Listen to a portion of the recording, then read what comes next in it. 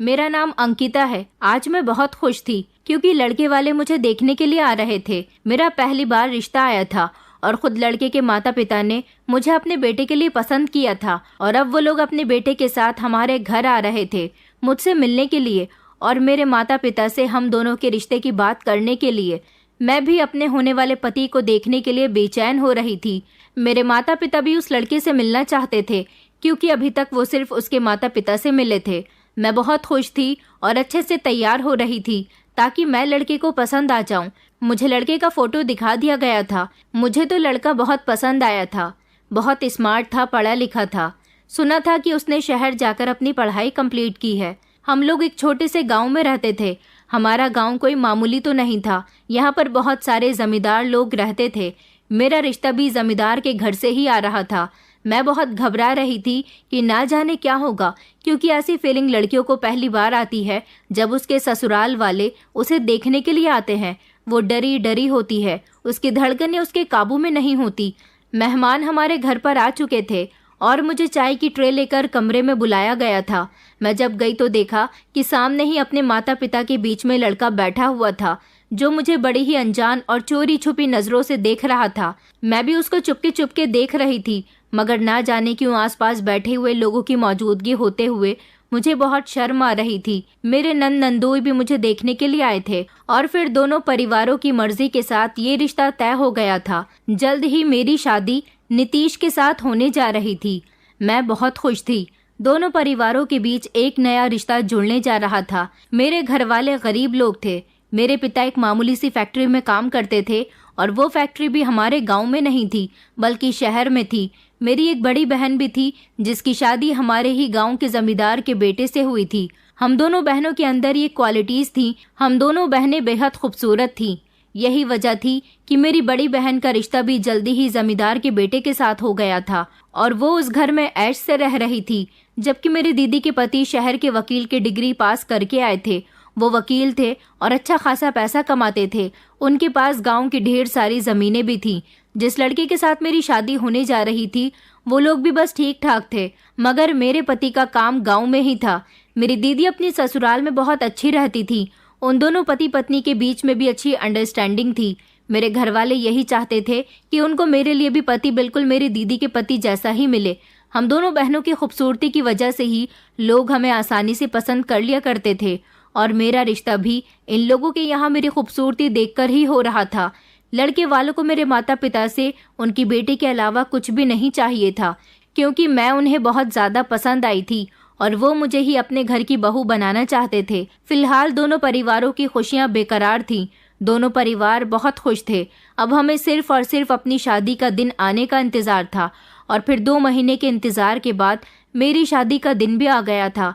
हमारे यहाँ गांव में बड़ी बड़ी जगह में पंडाल बांधकर बारात के बैठने की व्यवस्था, दुल्हन का कमरा, मेहमानों के बैठने की व्यवस्था और मेहमानों को खाना खिलाने के लिए अलग अलग तरह के पंडाल कई कई जगह बांध दिए जाते थे और बिल्कुल बीच में मंडप बनाया जाता था जहाँ पर पति पत्नी अपनी शादीशुदा जिंदगी को शुरू करने के संकल्प ले सके। मैं बहुत खुश थी क्योंकि मेरी शादी होने वाली थी और मैं अब इस घर की बेटी होने के बजाय किसी दूसरे घर की बहू बनने जा रही थी। सारे मेहमान आ चुके थे। मेरे घर के सारे लोग किसी न किसी काम में लगे हुए थे। वो चाहते थे कि बारात को किसी तरह से कोई दिक्कत न हो, जबकि मैं अपने पंडाल में बैठी अपने मायके की तरफ के गहने पहन रही थी जो मेरी माँ ने मेरे लिए संभाल कर रखे थे ताकि वो अपनी बेटी की शादी वाले दिन ये गहने उसे दे सके।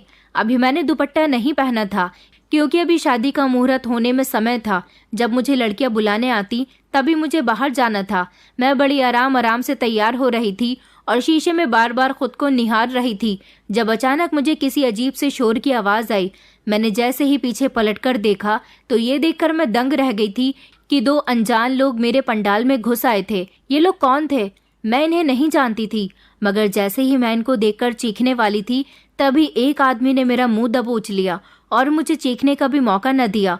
वो लोग चोर थे और अपने बैग में कहीं से चोरी करके बहुत सारा सामान लाए थे। जब उन्होंने मुझे भी गहने पहने हुए देखा तो उन्होंने मेरे भी गहने उतारकर अपने बैग में रख लिए थे। मेरे माता पिता की जमा पूंजी तो यही गहने थे। इसके अलावा वो मुझे दहेज में कुछ भी नहीं दे रहे थे। मैं हिलने की और चीखने चिल्लाने की बहुत कोशिश कर रही थी, मगर उस चोर ने मुझे बड़ी मजबूती के साथ पकड़ा हुआ था और मेरे मुंह पर भी हाथ रखा हुआ था। वो लोग कहीं से चोरी का सामान लेकर आए थे और मेरे इस पंडाल में घुसकर उन्हें मौका मिल गया था कि वो यहाँ से भी चोरी कर सकें। जब एक चोर ने देखा कि मैं बहुत खूबसूरत हूँ, मेरे तन पर तो दुपट्टा भी नहीं था, मुझे बहुत शर्मिंदगी महसूस करनी पड़ रही थी। ये लोग मुझे छोड़ ही नहीं रहे थे। जब एक चोर मेरे करीब आया और धीरे धीरे मेरी इज्जत के साथ खेलने की कोशिश करने लगा, तभी मैंने देखा था कि पंडाल के अंदर मेरे जीजा जी आ गए। उनको देखकर चोरों ने भागना ही ठीक समझा था। उन लोगों ने जल्दी से मुझे छोड़ दिया और वो खुद जिस रास्ते से आए थे उसी रास्ते को वापस भी लौट गए थे। मैं बुरी तरह से रो रही थी। मेरी कुछ समझ नहीं आ रहा था कि मैं क्या करूं। जीजू ने उन लोगों को पकड़ने की बहुत कोशिश करी थी, मगर वो उनके हाथ नहीं आए। जीजू ने जब देखा कि मैं बहुत बुरी हालत में हूं तो वो मेरा हाथ पकड़कर मुझे बिस्तर तक बिठाने के लिए जा रहे थे। जीजा जी ने दूर पड़ा हुआ मेरा दुपट्टा उठाया और मुझे उड़ाने लगे। मैं जीजा जी से रो रो कर कहने लगी कि जीजा जी, आपको नहीं पता, वो लोग सारे गहने ले गए, अब मेरी शादी कैसे होगी। मम्मी पापा को ये बात पता चल गई तो वो लोग बहुत परेशान हो जाएंगे। आखिर उन्होंने कितनी मेहनत से ये गहने मेरे लिए संभाल कर रखे थे। मैं बिलख बिलख कर रो रही थी। जब जीजा जी कहने लगे कि तुम परेशान मत हो और आज तुम्हारी शादी का दिन है, रोना बंद करो, तुम्हारी शादी होने वाली है। किसी ने तुम्हें इस हालत में देख लिया तो क्या समझेगा। तुम तसल्ली रखो, बेफिक्र रहो, कोई मुसीबत नहीं आएगी। इतने में ही मेरी दीदी फूलों की थाली लेकर मेरे कमरे में आ गई थी और कहने लगी कि आप यहाँ पर क्या कर रहे हो, बाहर चलो, बाहर बारात आ गई है, उसका स्वागत भी तो करना है। दीदी ने जब मुझे रोते हुए देखा तो वो हैरान रह गई थी और मेरे करीब आई और जीजा जी की तरफ देखते हुए कहने लगी कि इसे क्या हुआ है, ये क्यों इतना रो रही है। मैं तो बस रोई जा रही थी। मैं इस स्थिति में नहीं थी कि उन्हें कुछ भी बता सकूं। फिर जीजा जी ने दीदी को पूरी बात बताई। दीदी के तो ये बात सुनकर ही होश उड़ गए थे। दीदी ने कहा, उन लोगों ने तुम्हें कुछ किया तो नहीं ना। मैंने कहा कि नहीं, इससे पहले ही जीजा जी यहाँ पर आ गए, इसलिए वो लोग मेरा कुछ नहीं बिगाड़ सके, मगर वो लोग मेरे सारे गहने ले गए। अब क्या होगा। माँ और पिताजी ये गहने मुझे शादी में देने वाले थे। अब तो उनके सब लोगों के सामने बहुत बेइज्जती होगी। सब लोग यही कहेंगे कि बेटी को खाली हाथ विदा किया है। दीदी कहने लगी कि तुम फिक्र मत करो, हम अपने गहने तुम्हें दे देंगे। मैं उनको फटी फटी नजरों से देखने लगी। जब जीजा जी ने भी मुझे देखकर कहा कि हाँ, तुम्हारी दीदी ठीक कह रही हैं, जीजा जी ने जल्दी से अपने गले में पहनी हुई सोने की चेन और उंगली में पहनी हुई सोने की अंगूठियां उतारकर मुझे दे दी और पहनने के लिए कहा, जबकि दीदी ने भी अपने सारे गहने उतारकर मुझे पहना दिए और कहने लगी कि ये भी उतने ही गहने हैं जितने तुम अपनी ससुराल को ले जाने वाली थी। मैंने दीदी से कहा, मगर आप ये सब कुछ क्यों कर रही हो। दीदी कहने लगी कि कोई बात नहीं, मेरे पास और आ जाएंगे, मगर इस समय हमारे माता पिता की इज्जत का सवाल है। मैं दीदी से लिपटकर रोने लगी थी। न जाने ये क्या अनर्थ हो गया था। मैं जितनी खुश थी उतनी ही मेरी खुशी को नजर लग गई थी। अब मुझे दुल्हन बनाकर मंडप में ले जाया गया था, क्योंकि मुहूर्त निकला जा रहा था और फिर सारी रस्में होने के बाद मेरी शादी हो गई थी। इस हादसे से मैं अभी भी बहुत डरी हुई थी, इसलिए इस शादी को लेकर मेरी जितनी भी खुशी थी वो सब खत्म हो चुकी थी। मुझे बार बार अपने पेरेंट्स को देखकर रोना आ रहा था और मेरा दिमाग यही सोचने पर मजबूर हो रहा था कि दीदी और जीजा जी ने अगर मेरी मदद ना की होती तो आज मेरे माता पिता की भरी महफिल में कितनी बेइज्जती हो रही होती। शादी की सारी रस्में संपन्न हो गई थी। जब मैं दुल्हन बनकर अपने पति के साथ बैठी हुई थी और सब लोग हम दोनों पति पत्नी को आशीर्वाद दे रहे थे, तब मेरी नंद मेरे बराबर में बैठ गई थी और बार बार मेरे गहनों को छू छू कर देख रही थी। हर एक चीज को नजर भरकर देख रही थी और सबका वजन भी नाप रही थी और जेवर की बहुत तारीफ कर रही थी। कह रही थी कि भाभी, आपके पिता ने तो गरीब मजदूर होते हुए भी आपको काफी गहने दे दिए। मैं तो उनकी किसी बात पर कुछ बोल ही नहीं रही थी।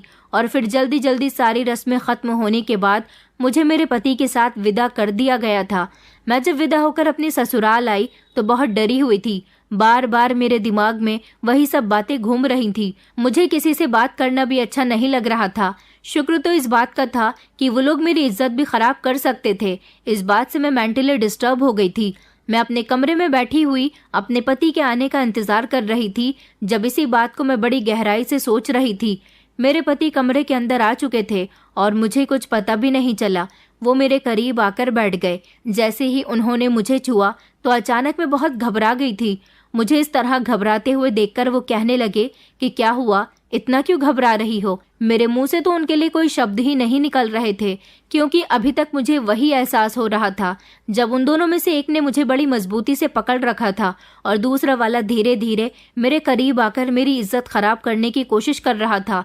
न जाने क्यों अपने पति को देखकर मेरी आंखों में आंसू आ गए थे और मैंने रोना शुरू कर दिया था। मेरे पति कहने लगे कि क्या हुआ है। वो ये समझ रहे थे कि मुझे अपने घर वालों की याद आ रही है, क्योंकि मैं अपने घर वालों की बहुत लाडली थी। अब इस तरह से अनजान लोगों में आने के बाद मैं घबरा रही हूँ। मेरे पति कहने लगे कि तुम परेशान नहीं हो, जैसे तुम्हें कंफर्टेबल लगता है तुम वैसे आराम करो और काफी रात हो चुकी है, तुम सो जाओ। मेरे पति ने मुझे तसल्ली दी। मैं अभी भी अनकंफर्टेबल महसूस कर रही थी तो उन्होंने कहा कि तुम बेड पर आराम से सो जाओ, मैं सोफे पर जाकर सो जाता हूँ। मैंने अपने पति को कोई जवाब नहीं दिया और वो खामोशी से सोफे पर जाकर लेट गए थे, जबकि मैं बेड पर ही करवट लेकर लेट गई। आंखें बंद की तो फिर से वही वाला हादसा मेरी आंखों में घूम रहा था, लेकिन मैंने उसे अपने दिमाग से निकालने की कोशिश की और फिर उसके बाद मैं गहरी नींद में सो गई थी। सुबह जब मेरी आंख खुली तो देखा कि मेरी नंद कमरे में मौजूद है और बड़ी हैरानी जता रही है। मैंने कहा कि दीदी क्या हुआ है, तो वो कहने लगी कि आप बेड पर और भैया सोफे पर क्या कर रहे हैं। मैंने देखा कि मेरे पति सोफे पर लेटे हुए थे और अपनी बहन की आवाज पर वो जाग गए। उसने अपने भाई से भी वही सवाल किया था। मेरे पति ने कहा कि कोई बात नहीं, अंकिता को अनकंफर्टेबल महसूस हो रहा था, इसीलिए मैं सोफे पर सो गया। मेरी नंद इस बात पर बड़ी हैरान हुई थी और वो कमरे से निकल गई। उसने मुझे तैयार होने के लिए कहा था। मैं तैयार होकर अपने सास ससुर का आशीर्वाद लेने के लिए चली गई थी और उसके बाद हम सब लोगों ने मिलकर नाश्ता किया था। मेरे सास ससुर मेरी बहुत तारीफ कर रहे थे, जबकि मैंने नोटिस किया था कि मेरी नंद बार बार मेरे गहनों की तारीफ कर रही थी। न जाने उसे मेरे जेवर से क्या मतलब था। शादी वाले दिन से ही उसकी नज़र मेरे गहनों पर थी।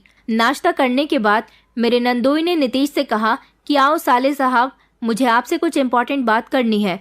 वो मेरे पति को अपने साथ ले गए थे, जबकि मुझे मेरी नंद कमरे में लेकर आ गई थी और बार बार मुझसे यही पूछ रही थी कि क्या रात तुम दोनों पति पत्नी के बीच कुछ नहीं हुआ। मैंने उससे कहा कि नहीं, ऐसी कोई बात नहीं है।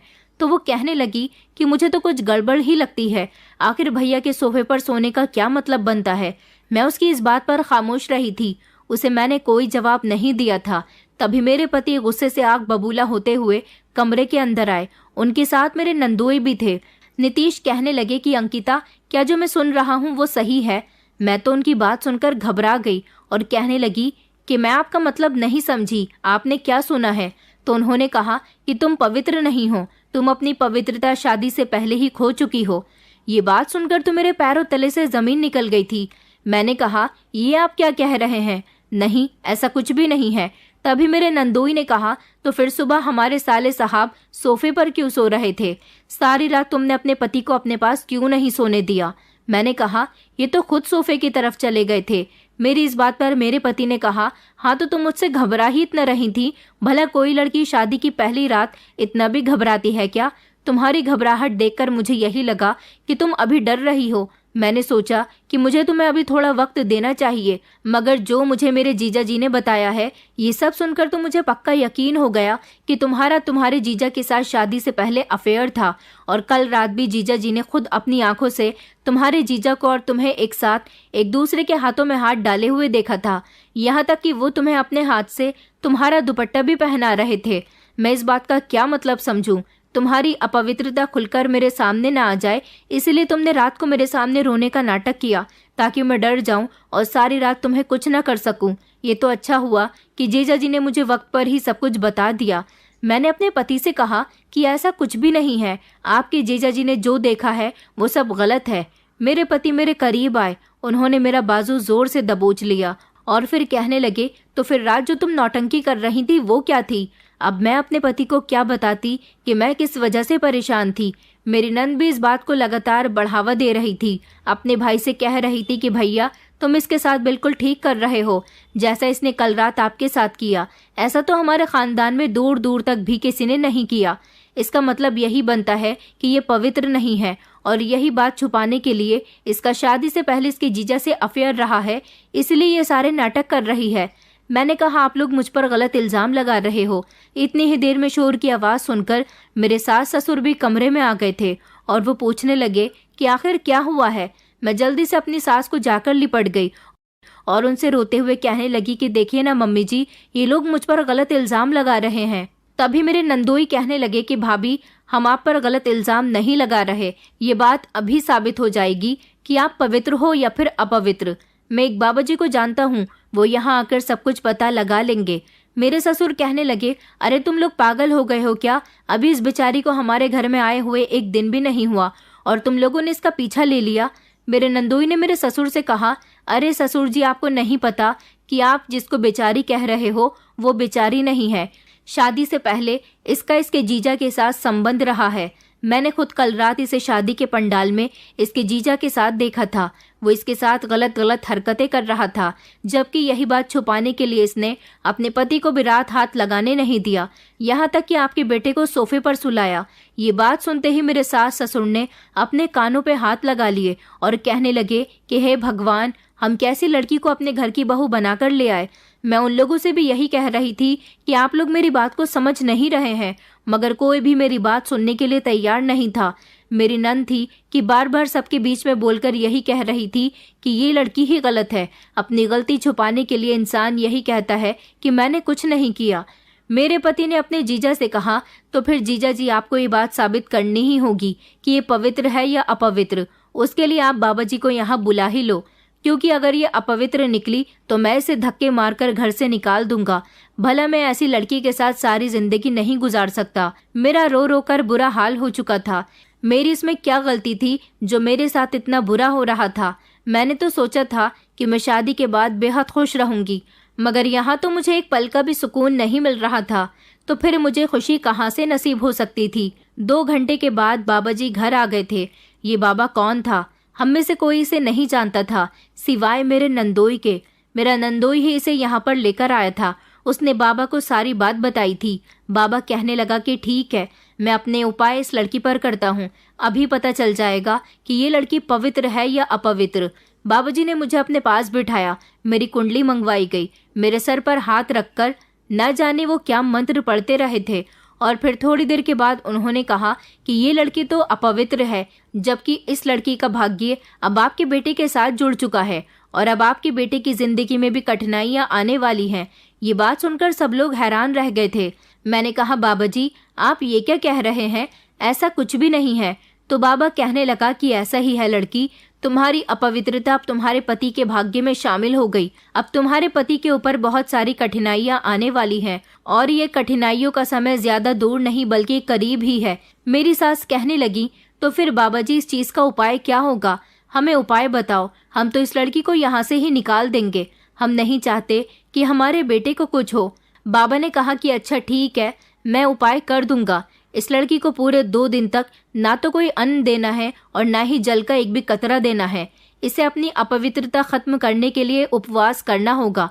मैंने कहा, बाबा जी, आप ये क्या कह रहे हैं? मैं भूखी प्यासी रही तो मर जाऊंगी। तो बाबा कहने लगा कि अगर तुम भूखी प्यासी न रही तो तुम्हारा पति मर जाएगा। ये कहकर वो बाबा चला गया था, मगर मेरे ऊपर मुसीबत आ गई थी। मुझे ये लोग ना जाने कैसी कैसी बातें सुनाने लगे थे। मुझे अपने घर वालों की बहुत याद आ रही थी। मैं सोच रही थी कि मेरी शादी किस घर में हो गई है, मेरी जिंदगी में कितनी मुश्किलें आ गई हैं। रो रो कर मेरा बुरा हाल हो चुका था। शाम का समय होने वाला था। मुझे बहुत तेज भूख लग रही थी। मैं अपने कमरे में बंद थी। मेरी कुछ समझ में नहीं आ रहा था कि मैं क्या करूं। भूख से मेरा हाल बेहाल हो रहा था। तेज गर्मी होने की वजह से प्यास से गला सूख रहा था, मगर मेरी सास और मेरी नंद ने मुझे कुछ भी खाने नहीं दिया था। मेरा पति था कि कमरे में नहीं आ रहा था। मैं चाह रही थी कि मैं उससे बात करके उससे कहूं कि मुझे कुछ खाने को दे दो। ये बाबा झूठ बोल रहा है। मैं बंद कमरे में ही इधर उधर टहलने लगी। देखने लगी कि मुझे खाने का कुछ मिल जाए। अभी मैं कमरे की तलाशी ही ले रही थी कि मेरा पति जोर जोर से चिल्लाने लगा। न जाने वो क्यों इतना चिल्ला रहा था। मैं अंदर से ही कमरे का दरवाजा जोर जोर से बजा रही थी कि दरवाजा खोलो, आखिर नीतीश को क्या हुआ है। तभी मेरी नंद ने एक झटके से दरवाजा खोला और मेरे मुंह पर थप्पड़ मार दिया। मैं समझ नहीं पाई थी कि उसने ये क्यों किया, मगर जैसे ही मेरी नज़र अपने पति के जले हुए पैर की तरफ गई तो मेरे पैरों तले से ज़मीन निकल गई थी। मेरी सास अपना सीना पीट पीट कर रो रही थी और कह रही थी कि कैसी मुसीबत हम अपने घर में लेकर आए हैं। इसके आने से तो मेरे बेटे की ज़िंदगी ही ख़राब हो गई। उस पर परेशानियां आनी शुरू हो गईं। न जाने अब मेरे बेटे का क्या होगा। मेरा बेटा नहीं बच सकेगा। मैं अपने पति की तरफ गई, उनका पैर अपने हाथ में लेकर छूने की कोशिश कर रही थी। तभी मेरी सास ने मुझे धक्का दे दिया और कहने लगी कि मेरे बेटे को हाथ भी मत लगाना करमजली, तेरे ही कर्मों का फल मेरा बेटा भुगत रहा है।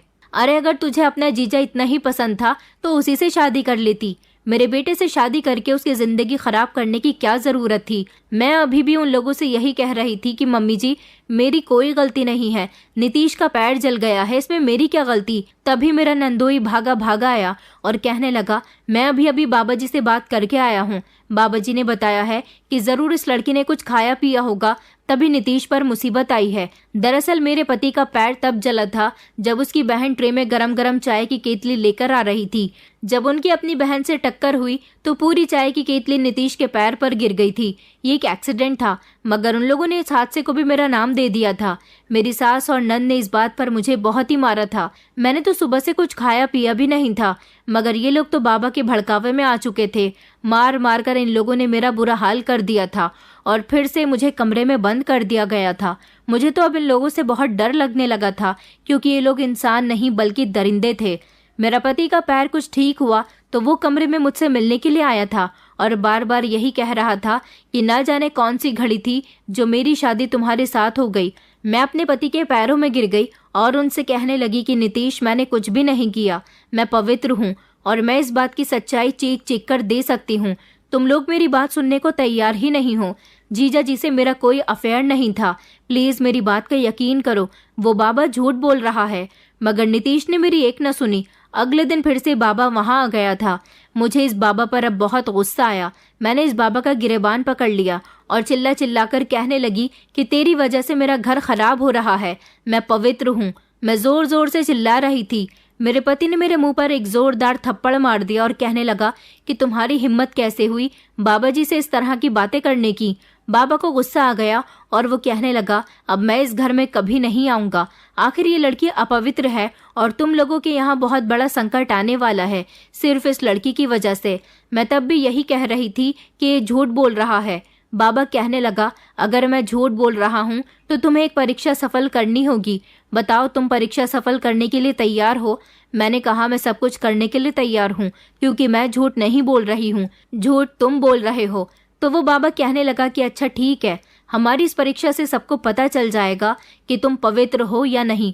बाबा के कहने पर मैंने उसकी परीक्षा सफल करने का डिसीजन तो ले लिया था, मगर मैं ये नहीं जानती थी कि आखिर वो मुझे कौन सी परीक्षा देने वाला था। मेरे होश तो तब उड़े थे जब मैंने देखा कि जमीन पर ढेर सारे जले हुए कोयले रखे हुए हैं, उनमें से गरम गरम चिंगारियां निकल रही थी और ठीक उसके सामने ही मेरा पति खड़ा हुआ था।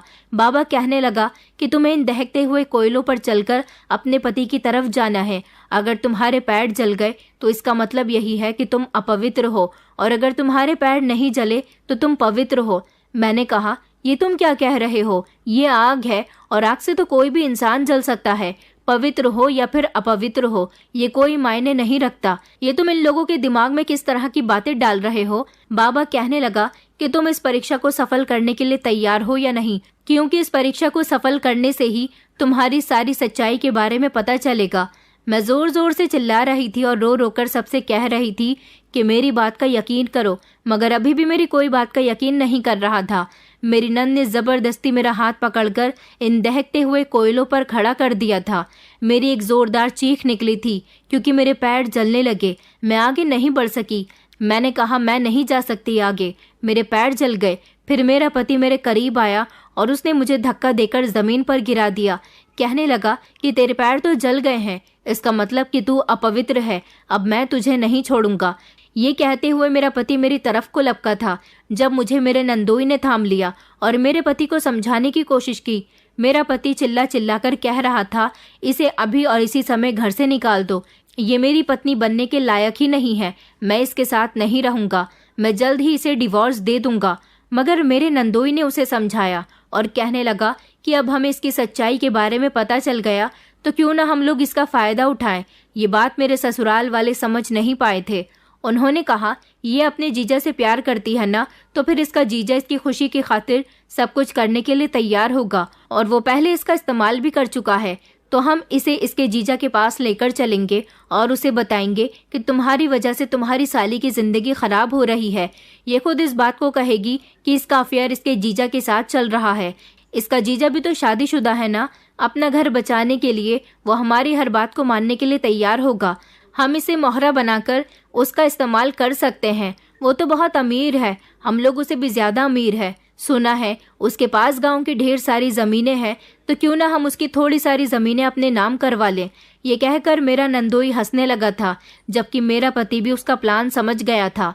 मैंने कहा, तुम लोग बहुत गलत कर रहे हो, एक दिन तुम लोग बहुत पछताओगे। मेरे पति ने कहा, बताओ अंकिता, तुम ये काम करने के लिए तैयार हो या नहीं। मैंने कहा कि नहीं, मैं हरगिज ऐसा नहीं करूंगी।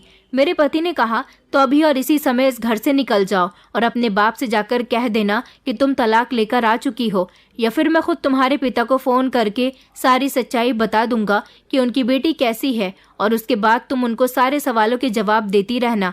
ये बात सुनकर मैं अपने पति के पैरों में गिर गई थी। मैंने हाथ जोड़ लिए थे। मैंने कहा था कि प्लीज ऐसा मत करो, तुम्हें पता है कि मेरे पिता बीमार हैं, वो ये सदमा बर्दाश्त नहीं कर सकेंगे।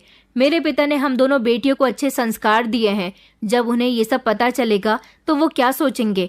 तो मेरा पति कहने लगा कि ये बात तो तुम्हें सोचनी चाहिए थी ना अपने जीजा से अफेयर चलाते समय। फिर से मैंने कहा था कि तुम लोग मेरी बात को समझ क्यों नहीं रहे हो, ऐसा कुछ भी नहीं है, प्लीज प्लीज मुझे छोड़ दो, मेरे साथ ऐसा मत करो। मेरे पति ने कहा कि ठीक है, हम तुम्हें छोड़ देंगे, कुछ नहीं कहेंगे, या तो तुम इस घर को छोड़कर जा सकती हो और हम तुम्हारे पिता को सब कुछ बता देंगे, या फिर तुम हमारे साथ अपनी बहन के घर चलो और जैसा हमने कहा है वैसा ही वहां जाकर कहो। अब मेरे पास कोई दूसरा रास्ता नहीं बचा था। इन लोगों के साथ अपनी बहन के घर जाने के अलावा मेरे पास कोई दूसरा रास्ता नहीं था। मैं बहुत रोई थी, बहुत तड़पी थी, मगर मेरी कोई सुनवाई नहीं हुई। मेरा पति मुझे अपने साथ लेकर मेरी बहन के घर चला गया था। मैंने देखा कि दरवाजा मेरे जीजा जी ने ही खोला था। वो लोग हम दोनों को देखकर बहुत खुश हुए थे, जबकि मेरे चेहरे का तो रंग उड़ा हुआ था। दीदी मुझे देखकर कहने लगी कि तुझे क्या हो गया है, तुझे देखकर लगता ही नहीं कि तू नई नवेली दुल्हन है, तू कितनी कमजोर हो गई है। अभी तो तेरी शादी को एक हफ्ता भी नहीं हुआ और तुझे देखकर ऐसा लग रहा है जैसे ना जाने कितने समय बाद देखा है। इतने में ही मेरे पति ने मेरी दीदी से कहा कि दीदी अब अपनी बहन का भी पीछा छोड़ दो, कुछ हमसे भी बात कर लो। उन्होंने उन्हें बैठने के लिए कहा तो मेरे पति कहने लगे कि हम यहाँ पर बैठने के लिए नहीं आए हैं, हमें जीजा जी से कुछ अकेले में बात करनी है। मेरी दीदी चौंक गई थी। उन्होंने कहा कि किस तरह की बात, जबकि जीजा जी भी यही सवाल कर रहे थे। तो मेरे पति कहने लगे कि बात यहाँ पर नहीं बल्कि हम लोग कमरे में जाकर करना चाहते हैं। जीजा जी इस बात के लिए तैयार हो गए और फिर वो मुझे और मेरे पति को कमरे में ले गए थे। मेरे पति ने कमरे का दरवाजा बंद कर दिया और फिर उनसे कहा कि मुझे सब कुछ पता चल गया है। शादी से पहले आपका मेरी पत्नी के साथ अफेयर रहा था। मैं खामोश खड़ी हुई थी, मैं कुछ नहीं कह रही थी, जबकि लगातार मेरी आंखों से आंसू निकल रहे थे। मेरा जीजा जी चौंकते हुए कहने लगे कि तुम ये कैसी बातें कर रहे हो नीतीश, ऐसा कुछ भी नहीं है। नीतीश ने कहा कि मुझे सब कुछ पता है, तुमने मेरी पत्नी का इस्तेमाल भी किया है, इसने मुझे सब कुछ बता दिया है और ये तुम्हारे सारे राज तुम्हारी पत्नी के सामने भी खोल सकती है। जीजा जी बार बार उससे कह रहे थे कि तुम मुझे गलत समझ रहे हो, अंकिता तो मेरी छोटी बहनों की तरह है, भला मैं ऐसा कैसे कर सकता हूँ। लेकिन नीतीश कह रहा था कि ऐसा खुद तुम्हारी साली ने बताया है और शादी वाले दिन भी मंडप में आने से पहले मेरे जीजा जी ने खुद तुम्हें मेरी पत्नी के साथ देखा था, जब तुम उसके हाथों में अपना हाथ दे रहे थे। अगर तुम्हें यकीन नहीं आता तो अपनी साली से पूछ सकते हो। जीजा जी ने मेरी तरफ देखा तो मेरी आंखों से निकलते हुए आंसू देखकर उनको गुस्सा आ गया। काफी देर तक वो सोच विचार करते रहे और फिर नीतीश से कहने लगे, तो फिर तुम लोग क्या चाहते हो, नीतीश ने कहा, अगर तुम चाहते हो कि ये बात तुम्हारी पत्नी को ना पता चले तो फिर जैसा मैं कहूँ तुम वैसा ही करो। मुझे तुमसे गांव की वो जमीन चाहिए जो सबसे ज्यादा कीमत की है। जीजाजी ने कहा, मगर वो जमीन तो बहुत कीमती है। मेरा पति कहने लगा, अब मेरी पत्नी की भी कोई कीमत नहीं रही जब तुमने उसे इस्तेमाल कर लिया, मगर फिर भी मैं तुम्हारी साली को अपने घर में जगह देने के लिए तैयार हूँ, लेकिन उसके लिए तुम्हें मेरी शर्त पूरी करनी होगी, वरना मैं पूरे गांव को चिल्ला चिल्ला कर ये बात बता दूंगा कि शादी से पहले तुम मेरी पत्नी को अपवित्र कर चुके हो। जीजाजी गहरी सोच में खड़े हुए थे और फिर उन्होंने नीतीश से कह दिया था कि मैं तुम्हें वो जमीन देने के लिए तैयार हूँ, मगर उसके कागजात अभी मेरे पास नहीं है। मैं कल वो कागजात तुम्हारे पास ले आऊंगा, बल्कि मेरे पास गांव की जितनी भी कीमती जमीनें हैं वो सब मैं तुम्हें देने के लिए तैयार हूँ। ये बात जब नीतीश ने सुनी तो उसके चेहरे पर एक शातिराना मुस्कुराहट आ गई थी, मगर जैसे ही जीजाजी ने कहा कि उसके लिए मेरी एक शर्त है, अगर तुम वो मानोगे तो मैं तुम्हें अपने गांव की सारी ही कीमती जमीनों के कागजात दे दूंगा, इसमें तुम्हारा ज्यादा फायदा होगा। नीतीश ने कहा कि कैसी शर्त? जीजाजी मेरी तरफ आए, उन्होंने मेरे कंधे पर हाथ रखा और कहने लगे कि अंकिता मुझे सच में शुरू से ही बहुत प्यारी रही है। मैं चाहता हूँ कि मैं एक बार फिर से अपनी पुरानी यादें ताज़ा करूँ। अभी तुम्हारी अंकिता के साथ नई नई शादी हुई है तो कमरे का माहौल भी अभी नया नया ही होगा, इसलिए मैं तुम्हारे घर जाकर अंकिता के साथ अपने यादगार पल बिताना चाहता हूँ, सिर्फ एक बार। कल मैं आ जाऊंगा प्रॉपर्टी के पेपर लेकर, मगर कल सारा दिन अंकिता के साथ उसके कमरे में गुजारूंगा। मैं जीजू की ऐसी बातें सुनकर दंग रह गई थी, क्योंकि मुझे अपने जीजू से ऐसी उम्मीद बिल्कुल भी नहीं थी। मेरे जीजू कितने घटिया निकले थे, वो भी नीतीश का साथ दे रहे थे। मैं और ज्यादा रोने लगी थी जब नीतीश ने इस शर्त को मान लिया था और वो मुझे घर लेकर आ गए थे। सारी रात मुझे इसी टेंशन में नींद नहीं आई थी कि मैं इन मुश्किलों से निकल नहीं पा रही हूँ, बल्कि हर दिन एक नई मुश्किल में उलझती चली जा रही हूँ। मेरा मन तो कर रहा था कि मैं अपनी जान ले लूं, मगर इस घर में तो मैं सुकून से मर भी नहीं सकती थी। सुबह हो चुकी थी। ठीक 10 बजे जीजाजी प्रॉपर्टी के पेपर लेकर घर आ गए थे। प्रॉपर्टी के पेपर्स देखकर मेरे ससुराल के सभी सदस्यों के चेहरे खिल गए थे। ये लगभग गांव की 6-7 जमीनों के कागजात थे। मेरे जीजाजी ने वो सब मेरे पति के हाथ में देने से पहले कहा था कि तुम्हें अपनी शर्त याद है ना? मेरे पति ने कहा कि हाँ, मुझे याद है। तो जीजाजी कहने लगे कि फिर मेरी अंकिता को अच्छी तरह से तैयार किया जाए, जैसे कोई दुल्हन तैयार होती है। मेरी नंद कहने लगी कि हाँ, आप ये पेपर दे दो, मैं अभी अंकिता को तैयार करती हूँ। वो मुझे लेकर कमरे में चली गई थी और मुझे तैयार करने के बाद वो कमरे से निकल रही थी। जीजाजी ने सारे कागजात मेरे पति और नंदोई के हवाले कर दिए थे। इतने वो लोग प्रॉपर्टी के कागजात चेक कर रहे थे जब जीजाजी कमरे के अंदर आ गए। मैं दौड़ती हुई दरवाजे की तरफ आई थी और अपनी नंद से कहने लगी कि प्लीज मेरे साथ ऐसा मत करो, मगर मेरी नंद जबरदस्ती मुझे कमरे के अंदर जाने को कह रही थी। तभी मेरे जीजाजी ने मेरा हाथ पकड़ लिया और दूसरे हाथ से उन्होंने मेरी नंद का हाथ पकड़ लिया और पलक झपकते ही जीजाजी ने मुझे कमरे के बाहर की तरफ धकेल दिया और मेरी नंद को कमरे के अंदर की तरफ खींचकर जल्दी से कमरे का दरवाजा अंदर से बंद कर लिया। ये सब देखकर मैं हैरान रह गई थी। मेरी नंद जब कमरे के अंदर गई तो वो जोर जोर से चिल्ला रही थी। इसका मतलब ये था कि मेरे जीजाजी मेरी नंद के साथ। मैं धीरे धीरे चलती हुई घर के बाकी सदस्यों के पास गई। जब उन लोगों ने मुझे देखा तो वो कहने लगे कि तू यहाँ है तो फिर कमरे में कौन गया? मैंने कहा कि कमरे में दीदी गई है। वो लोग घबरा गए, उनके पैरों तले से जमीन निकल गई क्योंकि मेरी नंद जोर जोर से चिल्ला रही थी। मेरा नंदोई भागता हुआ कमरे की तरफ गया और जोर जोर से दरवाजा बजाने लगा। कहने लगा कि कमीने, दरवाजा खोल, मैं तुझे छोड़ूंगा नहीं, छोड़ मेरी पत्नी को। मगर जीजाजी तो अंदर से दरवाजा खोल ही नहीं रहे थे। लगातार मेरी नंद के चिल्लाने की आवाज आ रही थी और फिर लगभग पूरे 1 घंटे के बाद जीजाजी ने अपने कमरे का दरवाजा खोल दिया था। मेरी नंद रोते हुए भागकर आई और अपनी माँ के गले लग गई। जीजाजी मेरे नंदोई की तरफ देखकर कहने लगे, लो तुम्हारी पत्नी भी अब अपवित्र हो गई है, अब ये भी किसी काम की नहीं रही। मगर मेरी नंद कहने लगी कि ये इंसान झूठ बोल रहा है, इसने तो मेरे साथ कुछ भी नहीं किया। मैंने कहा कि दीदी तो फिर आप इतनी जोर जोर से चिल्ला क्यों रही थी? मेरी नंद कहने लगी, अरे मैं तो दरवाजा खुलवाने के लिए चिल्ला रही थी। जीजाजी ने कहा, क्यों झूठ बोल रही हो पारुल, बता क्यों नहीं देती कि तुम अपवित्र हो चुकी हो, तुम भी अपनी इज्जत खो चुकी हो। अब इस बात पर मेरे नंदोई को गुस्सा आ गया और वो जीजा जी का गिरेबान पकड़ने के लिए उनकी तरफ गया तो जीजा जी कहने लगे, अरे तुम तो गुस्सा हो रहे हो, मैंने तो तुम्हें सारी जमीनों के कागजात दे दिए, मुझे अंकिता पसंद नहीं आई तो क्या हुआ? यहाँ आने के बाद मेरा इरादा बदल गया, मुझे पारुल पसंद आ गई, इसलिए मैंने उसका इस्तेमाल कर लिया। लेकिन मेरी नंद लगातार यही कह रही थी कि ये झूठ बोल रहा है, इसने मेरे साथ कुछ भी नहीं किया। मैंने कहा, पारुल दीदी, अब तो आपको सारी सच्चाई बतानी ही होगी, अब तो आप भी अपवित्र हो चुकी हो, तो फिर इसमें छुपाने वाली क्या बात है? मेरी सास भी अपनी बेटी से कहने लगी कि देख बेटी, अगर तेरे साथ कुछ हुआ है तो तू मुझे बता दे, मैं तो तेरी माँ हूँ।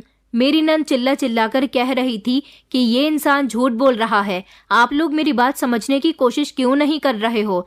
मैंने कहा कि अभी रुकिए, ये बात अभी सच साबित हो जाएगी, क्योंकि मेरे पास एक तरीका है जिससे दीदी की पवित्रता और अपवित्रता के बारे में सब कुछ पता चल जाएगा। मैं जल्दी से गई और मैंने दहकते हुए कोयले जमीन पर डाल दिए थे और कहा कि दीदी, आपको इन कोयलों पर चलकर अपने पति के पास जाना होगा। अगर आपके पैर जले तो आप अपवित्र हो, और अगर आपके पैर नहीं जले तो आप पवित्र होंगी। मेरी नंद कहने लगी कि अरे नहीं नहीं, मैं इन पर नहीं चलूंगी, मेरे पैर जल जाएंगे, ये तो आग है, आग पर तो पैर जल ही जाते हैं। मैंने जबरदस्ती अपनी नंद का हाथ पकड़ा और उसे दहकते हुए कोयलों पर चलने के लिए मजबूर करने लगी, जबकि मेरे सास ससुर, मेरा पति, वो सब पारुल के लिए बेचैन हो रहे थे। पारुल जोर जोर से चिल्ला रही थी कि प्लीज भाभी, मेरे साथ ऐसा मत करो, मगर मैंने कहा कि नहीं, तुम लोगों ने मेरे साथ जैसा किया मैं भी ऐसा ही करूंगी।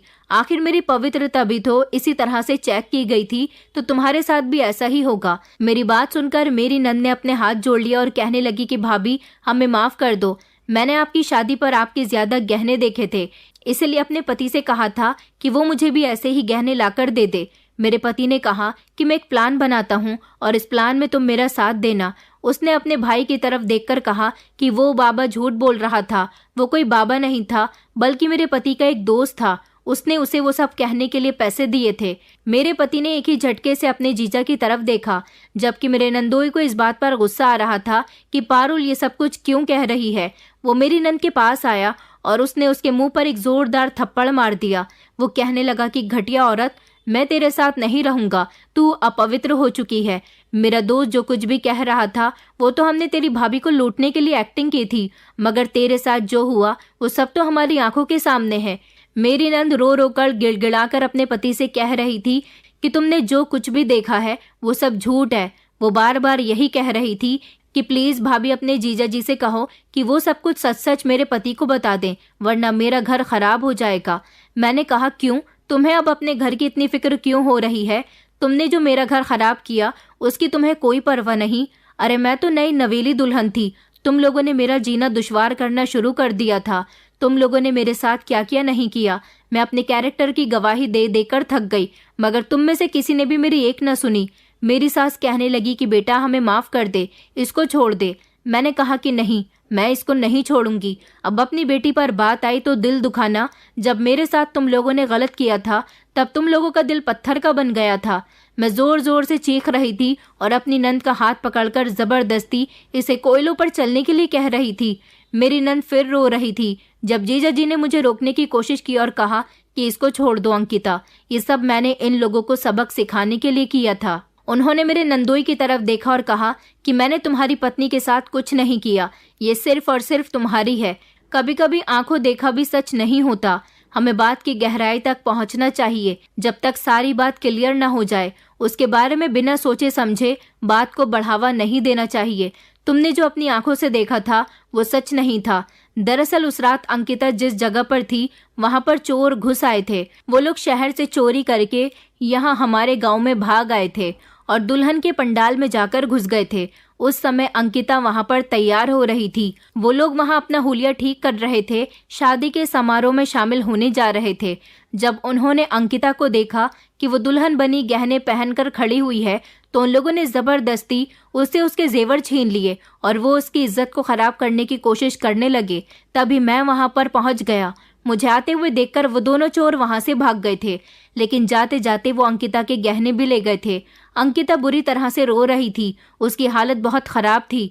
मैंने उसकी हालत ठीक की। अंकिता के सारे गहने तो जा चुके थे। माता पिता की सब लोगों के सामने बेइज्जती न हो, इसलिए मेरी पत्नी और मैंने अपने सारे जेवर अंकिता को दे दिए थे।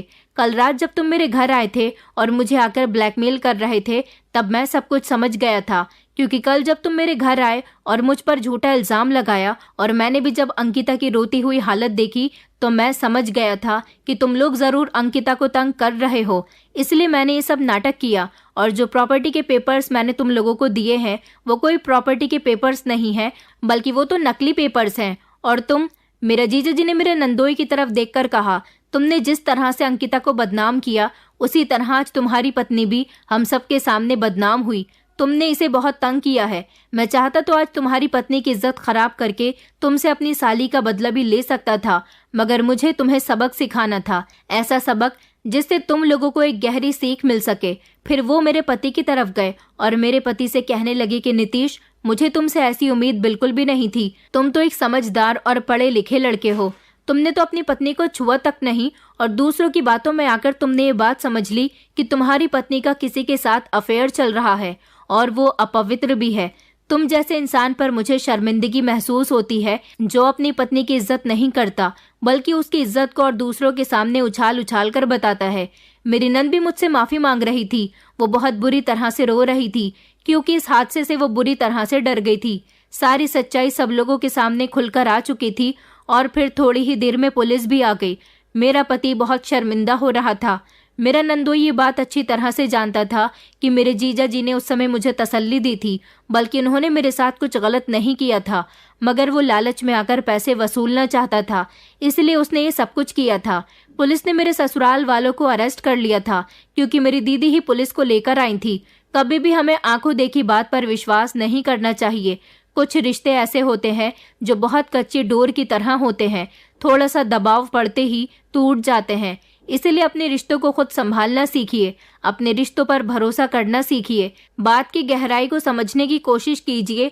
दूसरों की बातों में आने से पहले अपने बारे में सोचिए, क्योंकि जो इंसान आपको भड़का रहा है, जरूर उसको भी आपसे कोई ना कोई मतलब है, और फिर अपना मतलब निकालने के बाद वो इंसान आपको परेशान भी कर सकता है। और जब उस इंसान का मतलब पूरा हो जाता है, फिर वो आपसे किनारा करने लगता है, तब आपको एहसास होगा कि आपने अपने सगे रिश्तों पर भरोसा ना करके कितनी बड़ी गलती की है। दोस्तों, उम्मीद करती हूँ आपको हमारी कहानी पसंद आई होगी। कहानी पसंद आई है तो वीडियो को लाइक करें, चैनल पर नए हैं तो चैनल को सब्सक्राइब करें, और हाँ, नोटिफिकेशन बेल को जरूर दबाएं ताकि अगली अपडेट सबसे पहले आपको मिले।